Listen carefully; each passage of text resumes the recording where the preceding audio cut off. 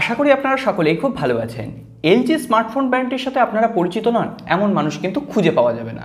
কিছুদিন আগে আমরা এলজি উইং ফোনটা রিভিউ করেছিলাম। আপনারা জানেন কি ধরনের ইনোভেশন সেখানে এলজি কাজে লাগিয়েছিল। সত্যিই আমি আশ্চর্য হয়ে গেছিলাম। পপ আপ সেলফি ক্যামেরা ছিল, এমনকি স্ক্রিনটা রোটেট হয়ে যাচ্ছিল, ডুয়েল স্ক্রিন ফোন ছিল। হ্যাঁ, সেটা ছিল একটা প্রিমিয়াম রেঞ্জের ফোন। কিন্তু আজকে আমরা এলজি যে ফোনটা রিভিউ করব সেটা কিন্তু একটা বাজেট ক্যাটাগরির phone, LG K42। Budget category হলেও এই ফোনটা এমন কিছু ফিচার্স দেওয়া রয়েছে যেগুলো হয়তো আমরা এই বাজেট ক্যাটাগরির ফোনে আশা করি না। সমস্ত গল্প বলবো এবং এই ফোনটা ভালো এবং খারাপ দিক সমস্ত আপনাদের সামনে তুলে ধরবো। এই ফোনটার দাম ভারতীয় মুদ্রায় রাখা হয়েছে 10,990 টাকা। আপনি যদি বিভিন্ন অফার অ্যাভেল করতে পারেন তাহলে সেই ফোনটার দাম এসে দাঁড়াবে 9,990 টাকা, বাংলাদেশে মোটামুটি 15,000 টাকার প্রাইস পয়েন্টে।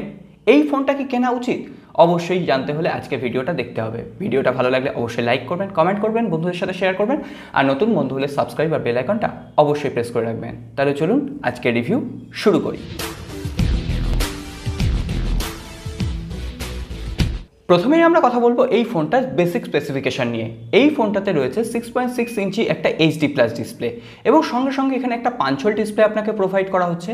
এই প্রাইস রেঞ্জে সচরাচর কিন্তু আমরা এখানে পাঞ্চল ডিসপ্লে দেখতে পাই না। অবশ্যই এখানে এলজি ভালো কাজ করেছে, তবে হ্যাঁ, এই প্রাইস রেঞ্জে যদি একটু ফুল HD+ ডিসপ্লে আমরা পেতাম অবশ্যই এলজিকে আরও বেশি প্রশংসা করতে পারতাম। এরপরে যদি আমরা ডিজাইন নিয়ে কথা বলি, এই প্রাইস রেঞ্জে যে কোনো ফোনের থেকে অবশ্যই ভালো ডিজাইন এলজি কিন্তু প্রোভাইড করতে পেরেছে। এর পেছনে যে ঢেউ খেলানো একটা ডিজাইন রয়েছে অবশ্যই প্রিমিয়াম লুকস দিচ্ছে। এর সঙ্গে সঙ্গে একটা কথা বলতেই হয়, এর পেছনের যে ব্যাক প্যানেলটা রয়েছে সেটা কিন্তু এখানে প্লাস্টিকের। যদিও প্লাস্টিকের কোয়ালিটি যথেষ্ট ভালো, তবে হ্যাঁ, কিছু ক্ষেত্রে স্ক্র্যাচ চলে আসছে। আমি এখনও পর্যন্ত এটাকে বিনা কভারে ইউজ করেছি, তো সেক্ষেত্রে আপনারা কভার লাগিয়ে ইউজ করতে পারেন। তবে যে এই ফ্রেমটা দেওয়া রয়েছে, এই ফ্রেমটা কিন্তু মেটাল দেওয়া রয়েছে এবং এই মেটালের কারণেই কিন্তু ফোনটার ডিউরেবিলিটি অনেক বেশি শক্তপোক্ত হয়ে গেছে। এবং এই ফোনটার সব থেকে বড় বৈশিষ্ট্য হচ্ছে এই ফোনটি মিলিটারি স্ট্যান্ডার্ড 810G সার্টিফাইড, অর্থাৎ ফোনটা কিন্তু সব থেকে বেশি শক্তপোক্ত এই প্রাইস রেঞ্জের যে কোনো ফোনের তুলনায়। হ্যাঁ, এখানে সব থেকে আগে প্রশ্ন ওঠে এই যে স্ট্যান্ডার্ডটা, এই যে সার্টিফিকেশনটা কি কাজ করে। এই ফোনটাতে এই সার্টিফিকেশন দেওয়া হয়েছে মানে এই ফোনটা যখন তৈরি হয়েছে তারপরে কিন্তু এই মিলিটারি স্ট্যান্ডার্ড সার্টিফিকেশন সেকশনে তারা পাস করেছে। এটার মানে হচ্ছে এই ফোনটাকে আপনি হায়ার টেম্পারেচারে নিয়ে যান, লোয়ার টেম্পারেচারে নিয়ে যান, এই ফোনটাতে সেরকম কোনো রকম অসুবিধা হবে না। এমনকি আপনি খুব ঠান্ডা জায়গায় আছেন, আপনার চারিদিকে হয়তো বরফ পড়ছে, সেক্ষেত্রেও এই ফোনটা কিন্তু একদম ঠিকঠাক থাকবে। এর সঙ্গে সঙ্গে এই ফোনটা অন্যান্য ফোনের তুলনায় একটু বেশি হিট অবজার্ভ করতে পারে। হয়তো আপনি দমকল বাহিনীতে কাজ করেন, সবসময় আপনার একটা হার্ডি ফোন প্রয়োজন, তাদের জন্য কিন্তু এই ফোনটি। হ্যাঁ, এই ফোনটি সকলের জন্য নয়, এই ফোনটির কিন্তু একটা নিজস্ব গ্রাহক আছে, নিজস্ব ক্রেতা আছে যারা ওই ধরনের কাজের সঙ্গে যুক্ত। ধরুন আপনি কোনো ফ্যাক্টরিতে কাজ করেন, ধরুন আপনি কোনো রাজমিস্ত্রির কাজ করেন, সেক্ষেত্রে আপনার একটা হার্ডি ফোন দরকার, হয়তো হাত থেকে যখন তখন ফোনটা পড়ে যেতে পারে, তো সেক্ষেত্রে এই ফোনটা কিন্তু তাদের জন্য। এই ফোনটা একটা রাগেড ফোন, শক্তিশালী ফোন।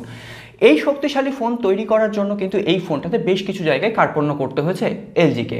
প্রথম কার্পণ্য বলতে এই ফোনটাতে প্রসেসর দেওয়া হয়েছে মিডিয়াটেকের হিলিও P22 প্রসেসর, এবং এই প্রাইস রেঞ্জে অবশ্যই এর যে কম্পিটিটর ফোনগুলো রয়েছে সেখানে আমরা অনায়াসে এর থেকে ভালো প্রসেসর পেতে পারি।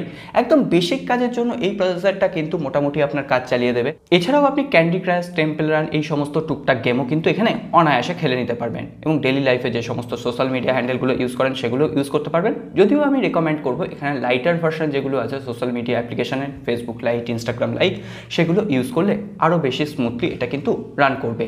এর সঙ্গে সঙ্গে এই ফোনটাতে আরও একটা জায়গায় কার্পণ্য করা হয়েছে, ফোনটাতে 3GB র্যাম দেওয়া রয়েছে। আমরা কিন্তু সচরাচর দেখি 4GBর সঙ্গে 64GB র্যাম ভ্যারিয়েন্ট, কিন্তু এই ফোনটাতে রয়েছে 3GBর সাথে 64GB ইন্টারনাল মেমোরি। তবে এখানে চিন্তার কোনো কারণ নেই, এখানে ট্রিপল কার্ড স্লট রয়েছে যেখানে দুটো সিম এবং একটি micro SD card at a time আপনি ইউজ করতে পারবেন। এরপরে আসি এই ফোনটার ব্যাটারি সেকশন, তারপরে ক্যামেরা সেকশন নিয়ে অবশ্যই কথা বলবো। এখানে রয়েছে 4000 মিলিঅ্যাম্পিয়ারের ব্যাটারি, সঙ্গে সঙ্গে বক্সেই আপনি 10 ওয়াটের একটা চার্জার পেয়ে যাবেন। ও বক্সের কথা যখন উঠলোই তাহলে বক্স কন্টেন্টগুলোর কথা একটা বলে দিই। এখানে ফোনটার সঙ্গে সঙ্গে বক্সে আপনি একটা টিপিইউ কেস পাবেন। টিপিইউ কেসটার কোয়ালিটি মোটামুটি বেশি ভালো এবং এটা ট্রান্সপারেন্ট টিপিইউ কেস। ফোনটা যদি আপনি টিপিইউ কেস লাগিয়ে ইউজ করেন তাহলে হয়তো ফোনটা আরও বেশি প্রোটেক্টেড থাকবে। এর সঙ্গে সঙ্গে এর ডিসপ্লেতে কোনো রকম এখানে কিন্তু আগে থেকে স্ক্রিন প্রোটেক্টর অ্যাপ্লাই করা নেই। আমি অবশ্যই আপনাদের কাছে রিকোয়েস্ট করব ফোনটা আপনি ব্যবহার করার আগেই একটা স্ক্রিন প্রোটেক্টর লাগিয়ে সেটাকে ইউজ করুন, কারণ আমি নর্মাল ইউজেসে বেশ কিছু মাইনর স্ক্র্যাচ কিন্তু এর স্ক্রিনে স্ক্রিনে লক্ষ্য করেছি। এরপরে আমরা কথা বলবো এই ফোনটার ক্যামেরা সেকশন নিয়ে। ক্যামেরা নিয়ে এখানে কোনো রকম কার্পণ্য করেনি এলজি। এখানে 4টে ক্যামেরা দেওয়া হয়েছে। 13 মেগাপিক্সেলের প্রাইমারি ক্যামেরা, 5 মেগাপিক্সেলের ওয়াইড অ্যাপারচার লেন্স, বাদ বাকি দুটো 2 মেগাপিক্সেলের ম্যাক্রো লেন্স এবং 2 মেগাপিক্সেলের একটা ডেপথ মোড ক্রিয়েট করার জন্য। ক্যামেরার কথা বলতে গেলেই এখানে লো লাইটে অবশ্যই এই ফোনটা স্ট্রাগল করে। এর সঙ্গে সঙ্গে আপনি ডে লাইটে যখন ভালো লাইটিং কন্ডিশনে আছেন ছবিগুলো কিন্তু বেশ ভালোই উঠেছিল, শার্পনেসও ঠিকঠাক ছিল। তবে ওয়াইড অ্যাপারচার লেন্সে যে ছবিগুলো আমি তুলেছিলাম সেটার কিন্তু ইমেজ ক্লিয়ারিটি, ইমেজ শার্পনেস অবশ্যই বেশ কিছুটা ফেড হয়ে যাচ্ছিল। এছাড়াও ডাইনামিক রেঞ্জেও কোনো জায়গায় হয়তো ঠিকভাবে মেনটেন করতে পারছিল, কোনো জায়গায় ঠিকভাবে মেনটেন করতে পারছিল না। অর্থাৎ এই ফোনটা কিন্তু ক্যামেরা লাভারদের জন্য নয়। এই ফোনটা যারা পারফরমেন্স ভালোবাসেন, এই প্রাইস রেঞ্জে অনেক ভালো পারফরমেন্সওয়ালা ফোন আপনি হয়তো পেয়ে যাবেন, কিন্তু এই ফোনটার একটা নিজস্ব সেক্টর আছে। এরপর সেলফি ক্যামেরার কথা বললে এখানে রয়েছে 8 মেগাপিক্সেলের একটা সেলফি ক্যামেরা, যেটা মোটামুটি ভালো লাইট পেলে ভালো সেলফি তুলতে পারে, কিন্তু লো লাইটে এলে আবার সেটা স্ট্রাগল করে, ছবির ক্লিয়ারিটি নষ্ট হয়ে যায়, এমনকি ফেসটাকেও বেশ কিছুটা স্মুথ করে দেয়। সুতরাং ক্যামেরা লাভারদের জন্য কিন্তু এই ফোনটা নয়। তবে আগেই যেটা বললাম, এই ফোনটার কিন্তু নিজস্ব একটা বেস আছে।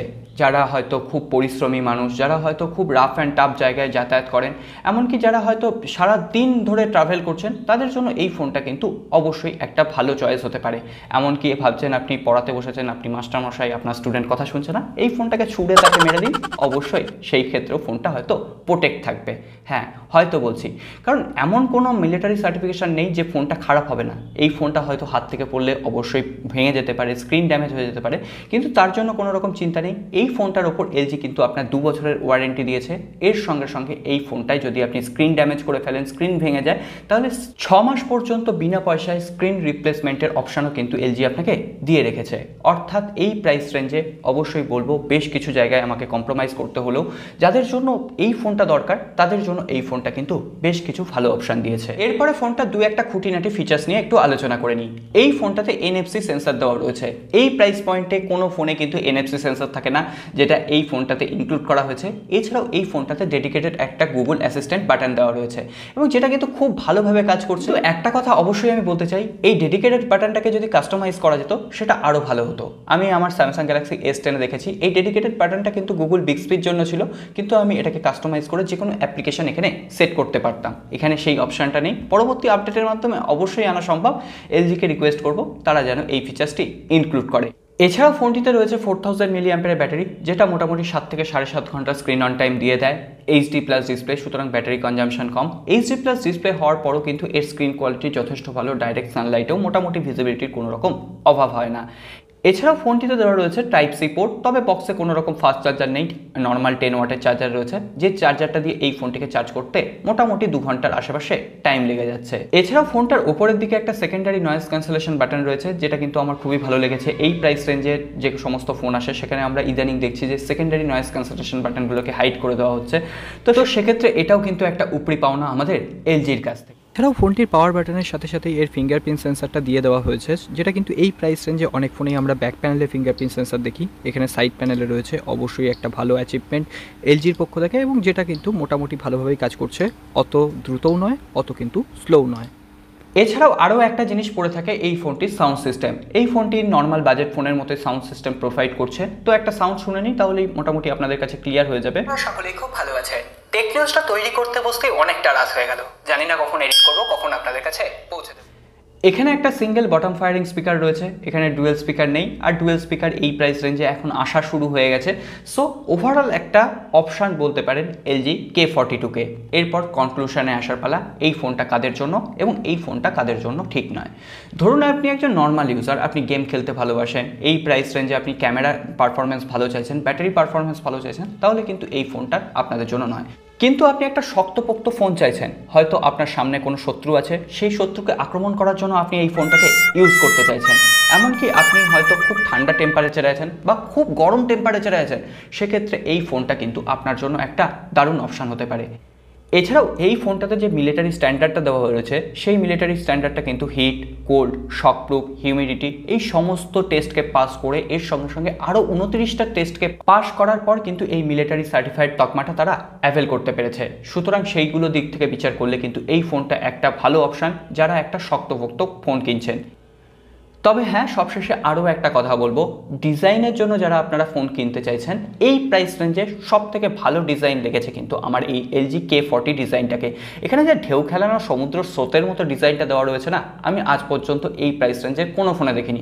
এই প্রাইস রেঞ্জে কেন, আমি কোনো ফোনেই দেখিনি। রাগেট ফোনে যেটা রবার বিল্ট একটা ফোন থাকে, এই ফোনটাই কিন্তু রবার বিল্ট ফোন নয়, তবে ফ্রেমটা মেটালের দেওয়া রয়েছে, এটাও কিন্তু একটা অ্যাডভান্টেজ এই ফোনটাকে শক্তপোক্ত করার জন্য। তো এরপরে আশা করি আপনারা বুঝতে পেরেছেন এই ফোনটা কাদের জন্য আর এই ফোনটা কাদের জন্য নয়। আমি আর আজকে কথা বাড়াচ্ছি না, আশা করছি রিভিউটা ভালো লেগেছে। ভালো লাগলে এবার একটা লাইক হয়ে যায়, আর নতুন বন্ধু হলে মনে আছে কি করতে হবে, অবশ্যই সাবস্ক্রাইব করে বেল আইকনটা প্রেস করে রাখবেন। এই ধরনের সৎ রিভিউ সবার আগে আপনাদের কাছে পৌঁছে দেওয়ার জন্য আমরা সবসময় অঙ্গীকারবদ্ধ। আজকে আর কথা বাড়াচ্ছি না, দেখা হবে আগামী পর্বে।